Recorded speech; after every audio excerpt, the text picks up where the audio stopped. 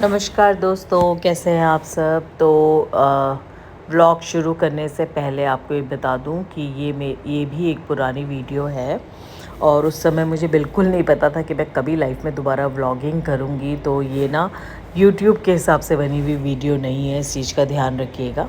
अब ये देखिए एक प्यारा सा वीडियो, जब एक गाय का बच्चा वहाँ पे था और मैंने उसको प्यार से बुलाया तो क्या हुआ।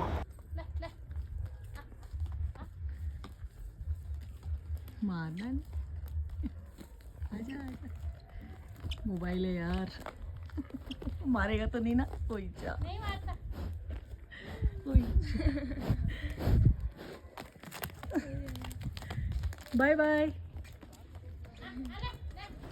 तो हम रुके थे चिड़ियानौला में KMVN के गेस्ट हाउस में, ब्यूटीफुल गेस्ट हाउस। और यज्ञ जो है, बिकॉज़ वो एक राइटर है तो वो अपने सारे इंतज़ाम के साथ गया था। उसको बहुत ही शांति चाहिए होती है। मैं, दीवा और पापा घूम रहे थे और ये बैठ के जो है अपने स्टोरीज़ लिख रहा था, फ़िल्म लिख रहा था। तो जब मैं जाती थी जाने से पहले चुपके से भी इसको बिना बताए जो है ना मैं रिकॉर्डिंग कर लेती थी। और मुझे बहुत अच्छा लगता है जब ये अपने खोया रहता है अपनी दुनिया में, क्रिएटिव है ना। तो चलिए, बात करते करते सबसे पहले आपको ये बता दूं कि अगर आपको मेरे व्लॉग अच्छे लग रहे तो प्लीज़ भाई व्यूज़ तो बढ़ाइए। जहां मेरे सब्सक्राइबर्स 16,000 से ऊपर है, मुझे व्यूज़ सिर्फ कितने आ रहे हैं देखिए, आप खुद चेक करिए, 28, 30, मैक्सिमम 100। तो कहीं ना मैं फिर से डीमोटिवेट हो रही हूँ और मुझे लग रहा है कि मैं शॉर्ट्स में ही टिकी रहूँ, मैं ना बढ़ूँ आगे। आप क्या कहते हैं। पहाड़ जाऊं और गोलू देवता के दर्शन ना करूं, ये तो हो ही नहीं सकता। तो चिड़ियानौला के ही नज़दीक है ताड़ी खेत। तो मैं ताड़ी खेत गोलजू के मंदिर में गई और बहुत अच्छा लगा मुझे, इतना सुकून मिलता है ना अपने पहाड़ों के मंदिर में। तो मैंने वहाँ गई और उस दिन पता है आपको मेरे साथ क्या हुआ। मेरे ना घुटनों में बहुत दर्द हो रहा था, मैं चल नहीं पा रही थी, मैं सीढ़ी नहीं चढ़ पा रही थी और मैं थक हार के ना यहाँ पे बैठ गई। अभी आपको मैं दिखाऊंगी कहाँ पे बैठी। और मैं गोलजू की मूर्ति के आगे बैठ गई और मैंने गोलजू से कहा, गोलजू प्लीज़ मेरे इस दर्द को दूर करो, मुझसे दर्द सहन नहीं हो रहा। आप बिलीव नहीं करेंगे, जब तक मैं अपने वापस गेस्ट हाउस पहुँची मेरा दर्द सडनली बिल्कुल गायब हो गया। अब ये आप इसको श्रद्धा समझे, विश्वास समझे, जो भी समझे, मैं बहुत खुश हूँ। लेकिन आप लोग ना मेरे को व्यूज़ नहीं दे रहे हो। ये है मेरे गोलू देवता, प्रणाम करिए आप सब इनको। न्याय के देवता है और अपनी कोई गुहार लगानी है, अपना कोई बात शेयर करनी है तो आप इनसे कर सकते हैं। और दूसरा तरीका ये होता है कि लोग यहाँ पे घंटियाँ चढ़ाते हैं, यहाँ पे उनको जो लिखना होता है वो लिख के, मतलब उनको कोई भी प्रॉब्लम है उस प्रॉब्लम को एक पेज में लिख के यहाँ पे लगा के चले जाते हैं। देख रहे हैं आप कितने सारे लेटर लगे। फिर हम ना रानीखेत घूमने लगे।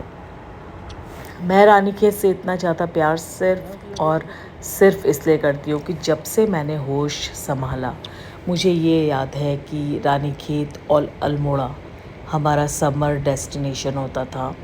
पापा हम सब को लेके यहाँ छोड़ देते थे। अल्मोड़ा मेरी दादी का घर था, रानीखेत मेरी नानी का घर था और हम यहाँ बहुत ही खूबसूरत समय बिताते थे।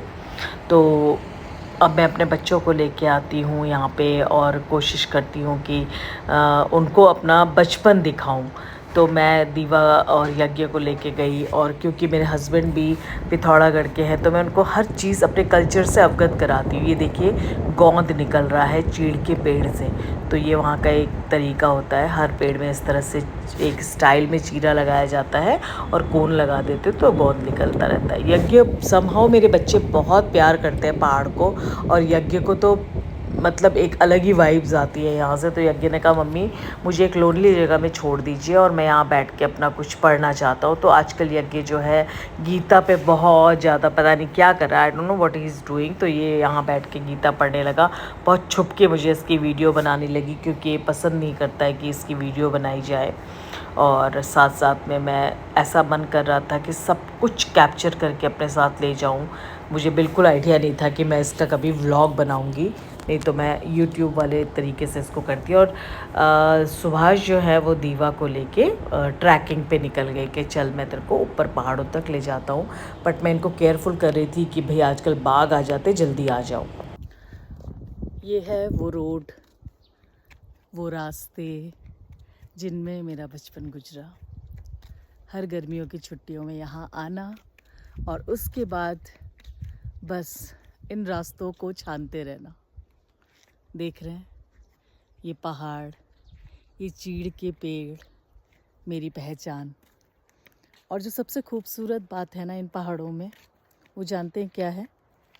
वो है ये पिरुल। ये देख रहे हैं आप, दिखाती हूँ आपको। पिरुल चारों तरफ जो आप ब्राउन ब्राउन देख रहे हैं ना, ये इसी चीड़ के पेड़ की घास है। और बहुत मज़ा आता था। अब तो बहुत बड़े हो गए हैं और रिस्क नहीं ले सकते, हाथ पांव टूट जाएंगे। लेकिन बचपन में इन्हीं पिरुल में हम लोग फिसल फिसल के नीचे तक चले जाया करते थे। वो देखिए नीचे तक। यहाँ इस वक्त जो खुशबू है, जो ताज़गी है, उसको मैं बता नहीं सकती आपको।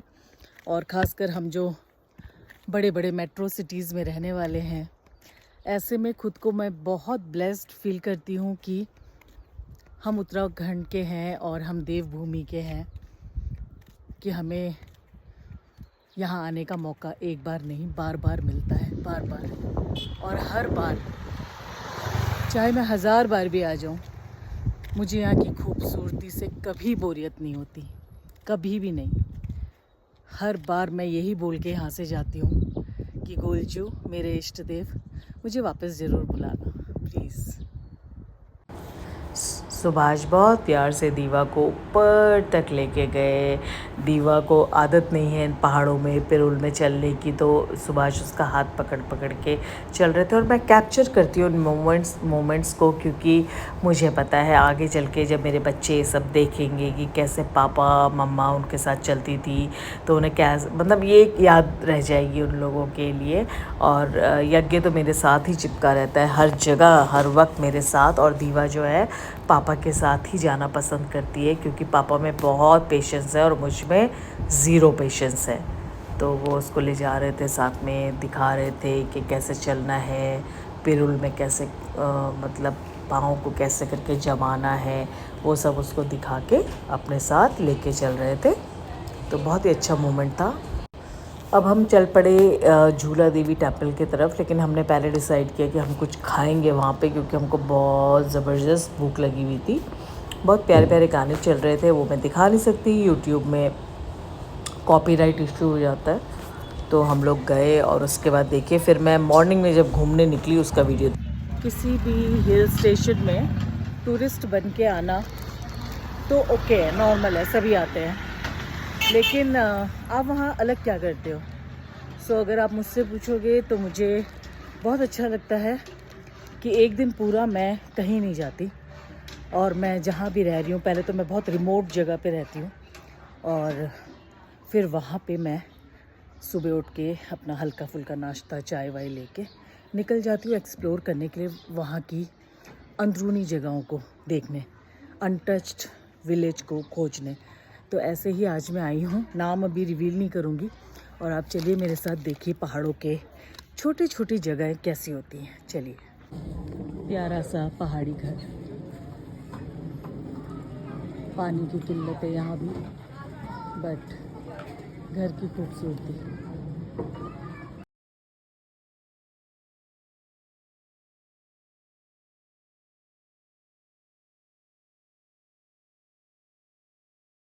यहाँ से अगर आप देखो तो ये एक पगडंडी कट रही है, और आई थिंक ये मुझे वापस अपने होटल की तरफ ले जाएगी। लेट्स सी, अभी तो बस मैं चल पड़ी। लो जी, यहाँ चारों तरफ कोई नहीं है, कोई भी नहीं, पिन ड्रॉप साइलेंस। और दुविधा जानते मेरी क्या हो गई है? अब ये 2 रास्ते हैं, कहाँ जाऊँ, इधर कि उधर? चलो भगवान के ऊपर छोड़ती हूँ, बट 2 मिनट के लिए इस कुर्सी पे तो ज़रूर बैठूँगी, है ना?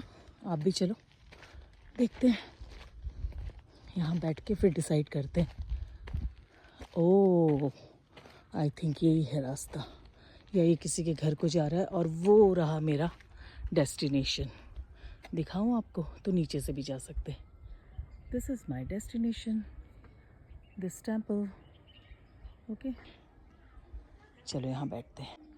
चलिए, फाइनली मुझे हेल्प कर दी यहाँ के लोकल लोगों ने, और उन्होंने बोला कि रास्ता नीचे को भी आप जा सकते थे, बट वो बहुत थोड़ा लंबा पड़ जाएगा, सो आप यहाँ से जाओ, ये शॉर्टकट है और ये आपको आपके डेस्टिनेशन में पहुँचा देगा।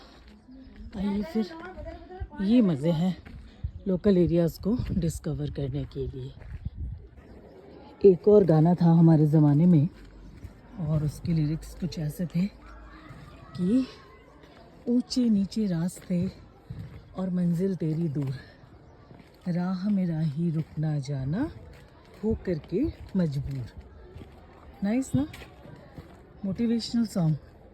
तो आज उस सॉन्ग को जी रही हूँ मैं, और मैं हारूंगी नहीं, क्योंकि देखिए अगर आप हारते नहीं हैं तो क्या होता है। फाइनली मुझे एक मंदिर भी मिल गया। चलते मंदिर, ब्यूटीफुल टेम्पल, और कहीं ना कहीं स्कूल के बच्चों का प्लेग्राउंड है। ये देखिए, क्रिकेट चल रहा है यहाँ, फुटबॉल चल रहा है यहाँ। तो अभी बच्चों को डिस्टर्ब नहीं करती हूँ और पकड़ती हूँ अपना रास्ता, है ना। चलिए, फिर हम चले गए गोल्फ ग्राउंड अपने बचपन के कुछ यादों को ताज़ा करने के लिए। लेकिन देखिए, बचपन बचपन होता है, जहाँ हम भाग कर पहुँच जाया करते थे, वहाँ अब मुझे कितना संभल के चलना पड़ रहा है। इस चीज़ का ध्यान रखना पड़ रहा है कि हे भगवान, कहीं मेरे बॉडी में दर्द ना हो जाए रात को, मेरे घुटनों में प्रेशर ना हो जाए। यार बड़ी हो गई मैं ना, पता भी नहीं चला, लेकिन एक्साइटमेंट वही है।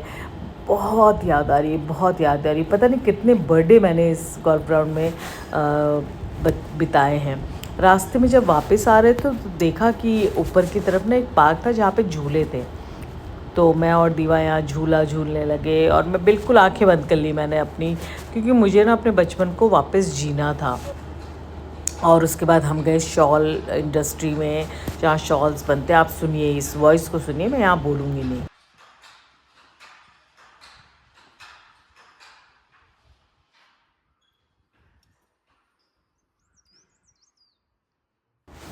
ये है मनकामेश्वर मंदिर, ध्यान से सुनिए।